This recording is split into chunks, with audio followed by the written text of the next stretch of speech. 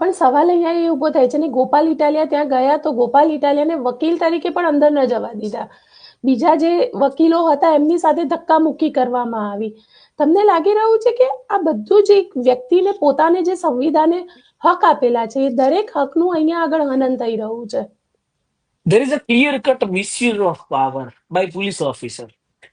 મતલબ સત્તા મળે તો જવાબદારી સાથે મળે. તો તમારું કામ છે કાયદા કાનૂન મુજબ ચાલવાનું. એ વકીલ કદાચ ગોપાલભાઈ વકીલ છે, વકીલ હોય કે ના હોય એ પ્રશ્ન જ નથી. Court is open for all.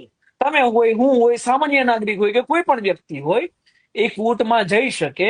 કોર્ટને બંધ કરવાનો ઓર્ડર અથવા ઇન કેમેરા પ્રોસિડિંગનો ઓર્ડર એ ભાજપ કાર્યાલયમાંથી નહીં, એ પોલીસ તંત્રમાંથી નહીં, એ જે તે કોર્ટના જે તે જજ નક્કી કરે કે મારી કોર્ટ ઇન કેમેરા ચાલશે કે ગેટે તાળું લાગશે કે નહીં લાગે, એ પ્રિન્સિપલ ડિસ્ટ્રિક્ટ જજ નક્કી કરશે.